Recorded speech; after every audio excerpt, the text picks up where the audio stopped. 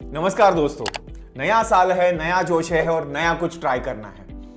और इसीलिए आज हम बात करेंगे इंटरमिटेंट फास्टिंग के बारे में। तो आप अगर इंटरमिटेंट फास्टिंग ट्राई कर रहे हैं या फिर अपने इंटरमिटेंट फास्टिंग से ज्यादा टाइम एक्सटेंड कर रहे हैं, तो सच बात तो यह है कि आपको थोड़ा कंफ्यूजन हो सकता है कि क्या खाने से वेट कि क्या पीने से आपका फास्ट टूटेगा या फिर नहीं टूटेगा, कौन सी वो चीजें हैं, कौन से वो लिक्विड्स हैं।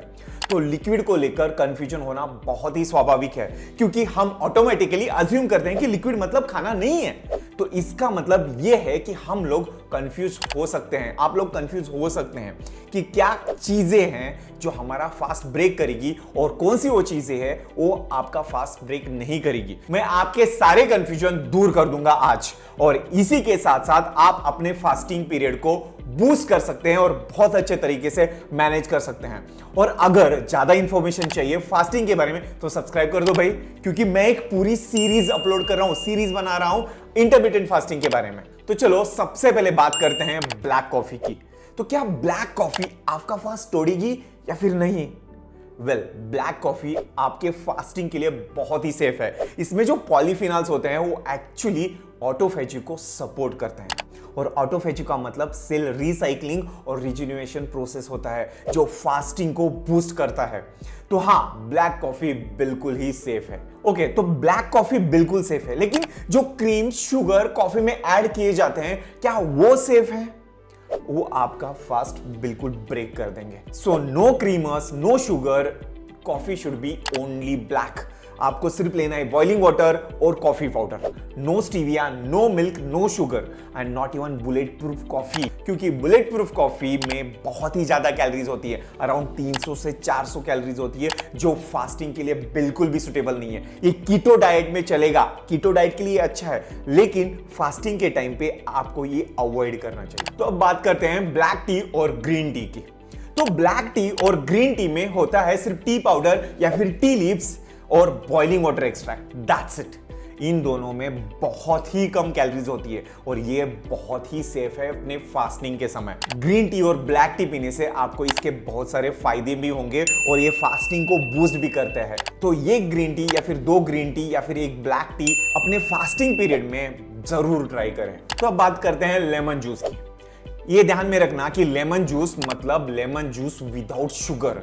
तो ये लेमन जूस भी फास्टिंग सेफ है, क्योंकि ये गैस्ट्रिक एम्प्टिंग को सपोर्ट करता है, और जीआई ट्रैक्ट जब एम्प्टी हो जाता है तो अपनी बॉडी ज्यादा फास्ट उस डीप फास्टिंग में चली जाती है, और इसीलिए लेमन जूस बहुत ही सेफ है इंटरमिटेंट फास्टिंग के समय। तो अब नेक्स्ट आता है बोन ब्रॉथ। बहुत सारे लोग बोलते हैं कि बोन ब्रॉथ तो लिक्विड है, ये तो जरूर सेफ होगा। हाँ, बोन ब्रॉथ एक लिक्विड जरूर है, लेकिन ये फास्टिंग के समय आप नहीं ले सकते। लेकिन अगर आप फास्ट ब्रेक करने के लिए बोन ब्रॉथ यूज कर रहे हो तो ये बहुत ही इंटरेस्टिंग है, क्योंकि इसमें बहुत सारी कैलोरीज होती है और कोलेजन होता है।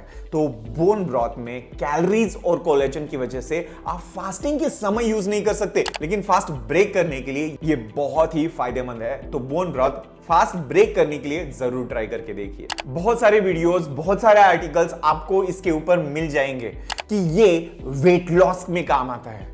Apple cider vinegar weight loss में काम आता है, वेट मेंटेन रखने में काम आता है। तो अगर आप पूरा डाइट मेंटेन कर रहे हो, वर्कआउट कर रहे हो और अपने कैलोरीज को काउंट कर रहे हो, तो ये जरूर हेल्प करता है। और Apple cider vinegar fasting safe है, क्योंकि ये डाइजेस्टिव सिस्टम को बूस्ट करता है, और फास्टिंग स्टेट में अगर आपकी किडनी ज्यादा मिनरल्स बाहर फेंक रही है तो मिनरल्स को अपने बॉडी में रिटेन करने में ये बहुत ही हेल्प करता है। जब भी नया बंदा कोई भी जिम जाता है तो ट्रेनर उसे बोलता है कि प्रोटीन ले लो, BCAA ले लो, एक्सोजिनस कीटोन्स ले लो, तो ये सब इंटरमिटेंट फास्टिंग में आपको नहीं खाने हैं। इससे फास्ट ब्रेक हो सकता है, क्योंकि BCAA जो है ये इंसुलिन को ट्रिगर करता है और उस वजह से ग्लूकोजोनेसिस को अफेक्ट होता है, मतलब ग्लूकोज यानी शुगर बनाने की प्रोसेस को स्टार्ट करता है।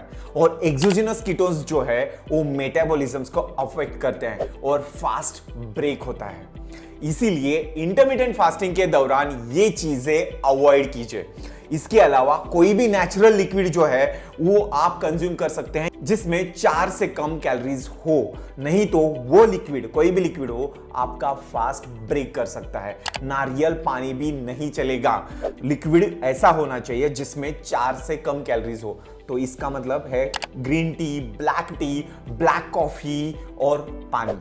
अगर आपको आपके इंटरमिटेंट फास्टिंग से रिजल्ट चाहिए तो इन चीजों को फॉलो कीजिए। और अगर आपको जानना है कि ब्लैक कॉफी इंटरमिटेंट फास्टिंग में कैसे हेल्प करता है, कैसे बूस्ट करता है, तो चैनल को सब्सक्राइब कर दो भाई, क्योंकि वो मेरा नेक्स्ट वीडियो है। और बेल आइकॉन को भी जरूर दबा देना, क्योंकि आपको उस वीडियो का नोटिफिकेशन आ जाएगा। और मुझे कमेंट में बताइए और कौन सी चीजें हैं जो अवॉइड कर सकते हैं इंटरमिटेंट फास्टिंग के दौरान।